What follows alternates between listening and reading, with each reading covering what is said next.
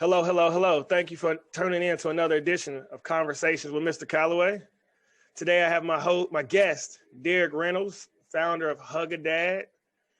He's going to get into details about why fatherhood is important, why he started his foundation, and what he's looking to change in the world. So without further ado, Mr. Dereck Reynolds. How you doing, man? Thank you for having me. Thank you, sir. So if you don't mind, just let the people know about yourself, a little bit about your upbringing and what made you get on this path of entrepreneurship. Well, thank you for having me. My name is Dereck Reynolds, as you said. Born and raised in Philadelphia, Pennsylvania, but I moved to Wichita, Kansas after going to Job Corps. I learned a few trades. I learned how to weld, learned how to do some railroading, and that got me out to Kansas. So I was working on the railroad for a few years, and I didn't really like the traveling. I was kind of looking forward to starting a family. So I wanted to, stay home every day. And I wound up switching jobs from traveling to being a mechanic. I was a mechanic on the locomotives. And I had my girl, which is my oldest son's mom, and we were together, but I got sick. I had some heart issues. And at the same time I had my heart issues, she was finding out that she was pregnant. So it was like a clash, like emotional, she's emotional. She's probably scared of whatever she's going through. I'm scared what I'm going through. So we just start clashing. We just start, beefing, and it just went left from there. And she wound up moving back to Kansas and through a whole bunch of different stuff. I wound up moving back to Kansas as well. But the reason why I started my nonprofit is because I wanted to be in my son's life. I was raised in a single mother home. My mom and my grandma raised me, and my father was not around, and I needed him a lot. There was a lot of things that I needed from him. As I grown older, like being on the railroad, there was times where I needed to learn something, and it was something that he knew how to do.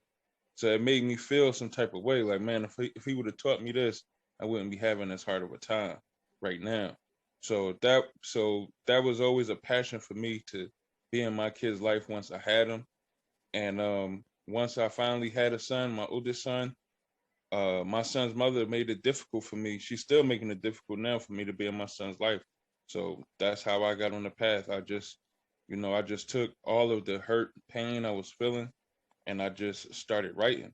Because I would ask people, radio station hosts and news anchors and stuff like that. I would ask them, can y'all report on this story? Because this is happening, can y'all report on this? And they would say no. So then I said, okay, well, I went and started an organization. They still, haven't been really saying yes like that. So, but I feel better now because I'm doing something. Like before, I was just sitting there stewing in my pain, and it was just making me have bad thoughts, and I was depressed. And now I'm actually doing something, so it kind of makes me feel better. Yeah. And man, I support you, and I commend you in everything that you're doing.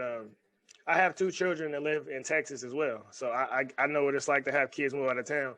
I'll say the biggest difference for me that I realized for most Black people growing up is I grew up with my dad in my life. Like I grew up extremely poor, homeless shelters, no lights, no gas, no water. I mean, running extension cord to the next door neighbor house. But I had a dad. I mean, so I understand the difference it makes, because I always felt that my circumstances of where I was had nothing to do with how far I could go in life or what I could be like. I always had more confidence in all the kids who could dress nicer than me, and all the kids. The only time my confidence went away was when my dad would go to jail. But the minute he would come home from jail, it was right back like normal. So I understand that. So why do you think it is that our country, I guess country, but politicians, media, why do you think they all gloss over the importance of a father, or even the dynamics of children that growing up without fathers? Why do you think that issue is ignored? I don't know. I mean, it's crazy to me because I see these people on TV, they always giving out the stats. They always saying, well, where are the fathers? And, that's why these people, they say that's why We have guys, you know, resisting arrest from police because they're not raised with no authority, which I kind of do believe. I think there's some truth to it. They say, you know, that's why these guys are, you know, acting out in the streets. That's why these guys are joining gangs and all this stuff. Okay, well, now you have some people that want to make a change. It's not just me. There's a lot of fathers' rights groups, a lot of Agreed. groups that have been doing work in the community for years. And okay, so let's look at one of them. Even if it's not my organization, let's look at them and say, well, you know, what do y'all want to do? Let's make a change. Yeah. Because you said, you know, they say that that's the problem, so let's fix the problem. And I don't know. I would say that I think it's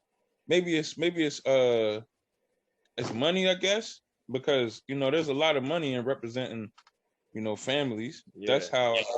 That's how a lot of lawyers make their living. Family lawyers. I would say, do you think it's murder? I mean, not murder, but more, not even just money in the lawyer side of it, but in the dysfunction side, whether it's the mama going to the club or the young boys being murdered, so you got to pay for the funeral home, or that part of it. I see that. Do you think that's the bigger issue of yeah. these companies profiting off of our dysfunction? Yeah, the state, and you know, people know, all right, what happens to a kid when they don't have a father? Okay, they're more likely to go to jail. Okay, so how we gonna fill up the jails? This is how we gonna fill up the jails. We're going, you know, keep the dads out. First, we're gonna put the dads in, and then we're gonna put their sons in. So that's, you know, that's double. And you know, I think the state makes a lot of money off child support and, you know, off these programs and stuff. And then, you know, dads get caught up in the back child support. You know, you don't even know about the kid, and then the mom been filing for you, and now you down in the hole for, you know, $2,500. Now you about to go to jail for child support. That's another thing. So yeah, it's like it's a loop-de-loop. Yeah, and that's why I say, like, from my personal perspective, I dug into the policies. Like, child support didn't go into effect until 75. Yeah. And what they did was, remember, they made that crime bill in 94 where a lot of black men went to jail. But the catch was, in 96, they went in and amended the child support bill and said, well, if you can prove who the father is, we're going to hit the father with child support. So you had a whole slew of black men coming home out of jail, and they already got $3,000, $4,000 in child support behind, couldn't get a job, couldn't get anything.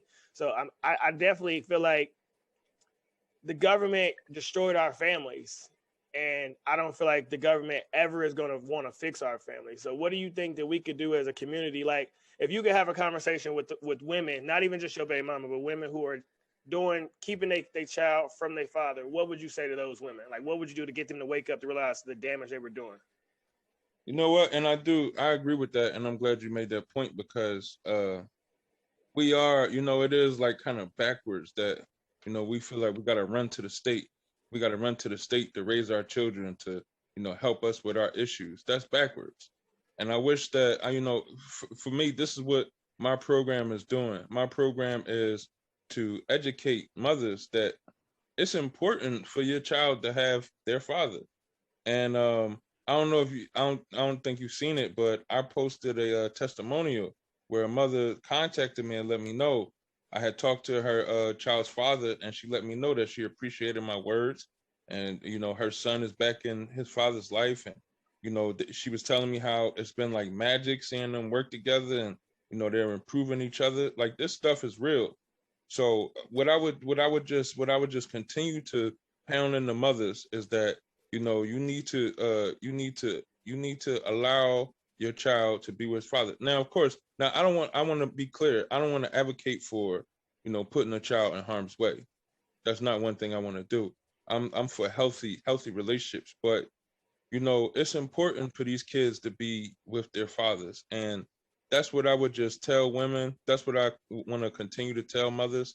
And I want to tell fathers that, you know, even if it's hard, even if it's difficult, you still have to try, because you, like me, you know, we both men, you know, we've both, I'm sure, worked hard to get a girl, or worked hard to get a car, or worked hard to get a job or something like that. So we could work hard to see our children too. And that's what I would just tell fathers, even if it's difficult, still do it. And try to find some, you know, it's difficult, but try to find somebody who you know you will be with when you making these babies and stuff. Try to stay together. Yeah. So you had mentioned that when your kid was moved away that you went through a really bad depression. Talk to me a little bit about that, and then explain what advice you would give to other men who are potentially in those situations where they can't see their kid, and how do they deal with that anger and that emotion. Oh man, that's a very good point. Yeah, at first, my first stab at it, I would say depression was when my son's mother first left, and she was still pregnant, and I wasn't able to know what was going on, with the doctor's appointments or what was going on, and it kind of gave me like a little anxiety because I was kind of feeling like, man, maybe I'm not gonna be able to be there, like maybe she's gonna be able to do something to get me out the picture, and it started making me feel like I'm gonna turn into dad. I'm gonna be like my dad. Oh no! Like I started getting scared and worried, so I started, just drinking a lot. And at the, I have congestive heart failure, so that was really not in my best interest. And eventually, I just realized that I need to straighten up. My child is gonna be born soon. I need to do something. So I checked myself into rehab, and rehab was the best thing I could have ever done because I learned so much about myself. Um, um, I uh, I started writing. I started thinking clear. It was just a good thing. So that's what I wound up doing. And again, I started seeing my son. Once he was born, I started being in his life. I started having supervised visits before we was court ordered, and after a while, it started to go left. We had to do the paperwork and stuff. I had to wait for the courts to get involved. I spent the whole summer of 2018, depressed, missing my son, thinking about him, wanting to see him every day. And what I would tell dads is you have to be patient. Like, try your best to be patient. Try to find something to do to occupy your time to make you happy. Like this, like what I'm doing, my nonprofit. Try to come up with ideas that you can help other people with. I think that keeping yourself busy would probably be one of the best things you could do. And just be patient and try, continue fighting. But it's difficult. It's very stressful to be told that you can't talk to or see your child as your child. It's a difficult thing. So I would just say, just be patient and just, find something to do because taking your anger out on people and doing things like that is not going to get you anywhere. It's just going to hurt you in the long run. All right, so what after you got that the anger process and you was able to deal with that? What sparked the idea to start the nonprofit? Like, where did that idea come from? What talk to me about that route and that path? What made you how you knew like, all right, this is what I'm about to do with my life? Well, the idea from the nonprofit came because with my congestive heart failure, I can't work at none of the things I learned. I can't be a commercial driver. Can't use my CDL. I lost that because of my defibrillator. I can't weld because of my defibrillator. And railroading is just difficult for my body now. So I can't do those things. So I needed to find something else I can do. I enrolled in college, and the nonprofit came because I just started feeling like there's something that needs to be done. Like I'm asking for help. I'm asking for people in the media, to look at this or investigate this or look at this situation. This happened, that happened. I don't think that's fair, and nobody would talk to me. So that's why I was like, all right, well, maybe if I start an organization, people would talk to me. And I just started writing down how I felt. Just started thinking of things that I think would make things better for everybody, and that's how the nonprofit came up. Just off the wing. That's dope. That's dope. So if you could give advice to young men who don't even have children yet, let's say they 17, 18, stepping out of high school, fresh into the world with women all over the place. What advice you got for a situation like that? Oh man, you know what? When I was younger, it was so cool to have a bunch of different women, to sleep with a bunch of different women. It was like the coolest thing to do. But what I would say is that it's really not. You're really not gaining anything from that. I would say that be careful and make sure you be selective with who you give, because who be selective with who you give your energy to. And I would say that it's in your best interest. It behooves you to be careful, because if you choose the wrong person to have the wrong woman to have a baby with, that will ruin your life. That will mess your life up. You never know what can happen. I mean, I've been in instances where I've just been so stressed out, like I don't know what I'm going to do. So I would just say, don't allow people to tell you what's cool. You should know in your heart, whatever makes you happy, that's cool. And just be careful, man, and try to be married, try to be committed to the person that you're making babies with, because there's nothing better than waking up in the morning with your child. And you can wake up with your child, you can go to sleep with your child, you don't gotta wake up and go to your kid's house and all that stuff. That's a hassle, man. It's nothing better than waking up with your child, going to sleep with your child. You could just chill, and I mean, it's not worth it. That's what I would say. Speaking of marriage, why do you think that's not promoted in our culture no more? Remember when we had Al Green, it was love and happiness.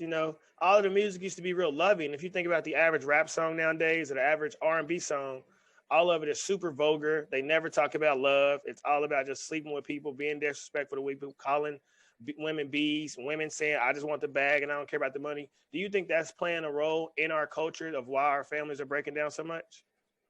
100% I do, man. It's like I said, it's all about being cool. It's all about being vacant, because nobody wants to get hurt. Nobody wants to be standing still.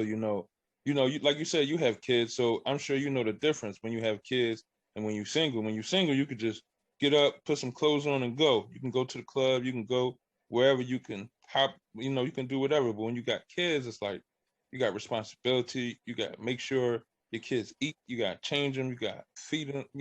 It's a lot to it. So just people want to be able to get up and go. People want to be vacant. They don't want to get hurt. And I think that's kind of it's not living the right way, man. That's what I would say. It's not living the right way, and it's going to continue to harm our families if men keep feeling like it's cool to go and lay in different women's beds every night. Yeah. And to piggyback off that, how do we get men to realize that that's not cool? Like, how do we get the young boys to not look up to the baby and little baby and and Moneybag Yo? How do we get them to realize that that's not who you should want to aspire to be when you get older? I mean, we people need to realize that everything is not for everybody. So some people can get away with certain things. Some people, I don't know what it is, but some people can do certain things. Some people can get away with this or that. Everything ain't for everybody. And I think that just like what you said about the baby and stuff, the same way, it's like monkey see, monkey do. So at one point, tattoos on your face wasn't as cool as they are now. Mm-hmm. But people continue to see that. They continue to it continued to be it continued to be pushed in their face. So we got to do the opposite now. We got to start promoting, positivity. Because think about it, when somebody's doing something around you that's positive, eventually it will grow on you also. I mean, my niece has been playing the violin. She used to not be that good, but she has gotten great at it. And then it made me start thinking, man, maybe I should play an instrument.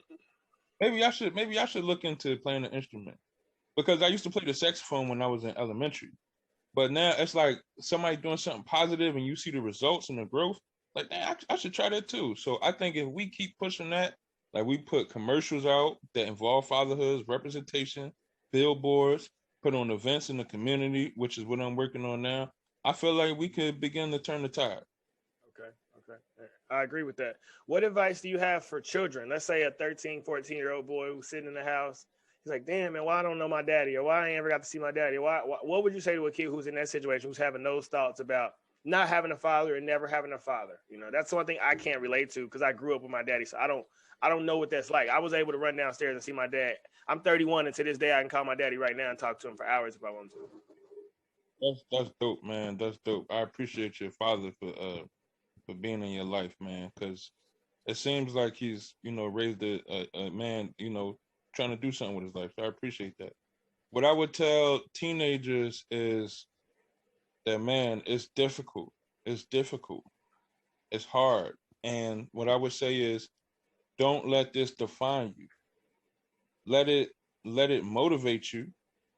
And when you get older, don't don't don't allow someone else to feel the same pain that you felt.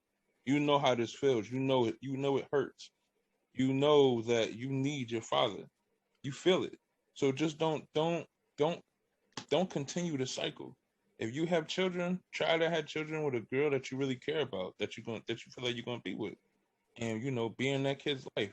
Just and that's one thing what I want to do with HugaDad, the HugaDad Foundation. I want to promote mentorship. So if you feel like I don't have my dad in my life, I really want my dad. I understand that, but there might be somebody in the community that you can look up to, that you can go and talk to and say, hey man, I need some advice. I'm dealing with this. This is hard. This is difficult, or whatever. And it won't make up for missing a father, but I think it will help. Understand. So if you had a crystal ball and you could see into the future, and 5 years from now, where do you see HugaDad? Where do you see where do you see your impact on the world from sparking? I'm gonna be a dad. I'm gonna make the change. Where do you see that going? I hope that with HugaDad 5 years, I hope that we have more fathers in the picture. More fathers, even more than we have now. More fathers are willing to be there. I hope that, like with our culture, like what you were saying about rap. So we hold each other to a high standard on a lot of things. Somebody might walk up to you and say, "Oh, you got on a blue shirt. What that shirt ugly." Or somebody might say, "You ain't got no Jordans. What you doing?" And then we hold each other accountable for what they do in the streets. If you snitch, it's over for you. We ain't messing with you no more. Okay, so we can do that. Then we can hold each other accountable for not being fathers to their children. If I know that Johnny is not, seeing his kids every weekend like he's supposed to, I'm not hanging out with you no more, because you don't represent what I represent. Just like snitching. If I won't hang out with a snitch, why would I hang out with a deadbeat dad? And I feel like you continue to just push that into the community. You continue to make that known, and all positivity. I think that would begin to turn the tide, man. I think that would help. Okay, so we're gonna end out, man. I want you to leave 3 tips of advice for just creating a better life, whether starting a nonprofit or overcoming a hardship or dealing with hardship. Just everybody. I always say that the hardest thing in your life can inspire somebody else. So with everything that you went through and everything that you overcome, what are 3 tips that you can give anybody else who could see this video, who may be dealing with something similar to your situation or a little bit harder? Okay, well, one thing I would say is that one thing I've learned is rejection. When you get rejected, when somebody tells you no, or somebody won't give you opportunity, come up with another idea, because that's what I've been doing. Every time I got rejected, every time something didn't go my way, I try to come up with another idea. I try to find a way. For every rejection, I come up with an idea. And even if that idea doesn't work, that idea can branch off to another idea. Like I could take a piece of that idea and build on something else. So I would say every time you get rejected, come up with a new idea. Think about how you can get around that rejection, or how that rejection can never affect you. Number 2, I would say that fathers need to begin to ask for weekdays instead of just receiving weekends for their parenting time. I want to promote that, we become more to our children. So I think that when as fathers, when we visit our children on the weekends, just the weekends, we don't go through the whole week worth of, things, trials and tribulations. So it's homework, there's school issues, there's whatever. I feel like we need to be there. And what I want to do, I have some programs that I hope to get court ordered, that I want to make it so that fathers can come to my program, and they can come with their children, and they can do homework after school. They can study. They can, do puzzles or whatever. Because we need to be more of a standard throughout the week. You know, if you see your grandfather every day, you see your uncle every day, you like, all right, I know these guys. I see these guys every day. I can count on these guys. My dad, he's cool. I like being with him, but I don't see him every day, so I can't count on him like that. You know, we want our children to count on us. That's what we're here for. And for the third, I would like to say that you know, just try to be forward thinking. Don't allow your situation, you know, if you're in a situation that you don't like, that you're uncomfortable with, don't let that define you. Don't sit and sulk in that. If you know, like me, for instance, I lost multiple skills that I worked hard for, that I worked hard to learn. And for a while I was depressed and I sat and I sulked, but you can't do that. You got to find another way. So I enrolled in college. I enrolled in something that I like. You know, I like politics. So I'm going to school for political science. Like you gotta keep moving. You gotta find a way. It's no other way. You can't sit idle. You know, your children will be watching you. It's not a good situation. All right. So that would be things that I would say. All right. Well, thanks for your time, man. And how can the people reach you if they want to get a hold of your foundation or just to get a part of it, to start something? How can they get in contact? Oh yeah, well you can contact me. I'm on social media. I'm on LinkedIn under Dereck Reynolds. I'm on Facebook. I'm on Instagram under Dereck Reynolds, and you can also look up HugaDad. You should be able to find me with either name, HugaDad, or my name, Dereck Reynolds. Also, I'm on the Clubhouse app, HugaDad20. I try to get on Clubhouse regularly and visit some couples to some rooms. And you can go on my website. My email is on my website, but I give it to you now. It's hugadad@gmail.com. Very simple email. And I'm pretty easy to get in contact with. And I'm open to, you know, I just want to say this. With my services that I try to provide to people, you know, I'm trying to throw together events. I'm trying to offer, you know, just light counseling and things like that, just to promote fatherhood. Any service that I provide, I don't charge for, because I feel like you can only do as much good as the community can afford. And if I'm charging for everything, my community can never improve. So yeah, that's that, man. And you know, you can get in contact with me, and I started a petition in Kansas. I want to start petitions in other states. If you feel like you want to work on a petition, you know, get at me, hugadad@gmail.com, and you know that's where I'm going with it. All right, man. We're gonna link all his contact info in the description, so you'll be able to contact Mr. Reynolds in any way possible. Thank you a lot for coming on to the show, man. You got a final word that you want to give out to anybody? Oh, I just want to thank you for having me on, man. This is great. A lot of people. It seems like a lot of people don't want to talk about fathers' rights. I contact politicians. You know, I contact the politicians who make it seem like the progressives. They make it seem like they hounding down this guy, hounding this guy, hounding that guy. You know, I'm hounding them. It's like it's crazy. I'm hounding them. I didn't They're learn. not, I didn't learn the progressive. They all smoke and mirrors, man. They ain't. That's my opinion. They not really about what they say they are. They don't really want to help man, nobody. you know what? I'm kind of starting to lean towards that, man, because I'm contacting these people and I'm not getting nothing. And even if you say like, oh well, your organization isn't impressive, you still know that there is an issue with family law. And I feel like if I was contacting you about trans rights, they would be falling all over each other to say, yeah, we support it, we support it. Well, That's what made me see through it. That's what issues like that started making me see through. Everybody gets picked over, but black men. That's what made me see through it. That's what made me. yeah. It ain't that I'm diehard conservative. I can't be a part of something that don't want to represent me. That's how I start looking at it. And I agree with you in that aspect, man. It's and I used to be so hard on it, like, man, Democrats, they say an injustice anywhere and is an injustice everywhere. That's not true, because I'm contacting like the Young Democrats of America. I talked to their president, and it's like he's like, well, we need to do this and that, You know, he just giving me mumble jumble. But if it was an issue that you cared for, then you would be trying to find a solution, not just talking around it. Yeah. So Yeah. that's the thing that I've been learning. I like politics, so you know, I stay up to date on the news and stuff like that, and I just think it's crazy that, you know, they're not as hype as they make it seem like they are on TV.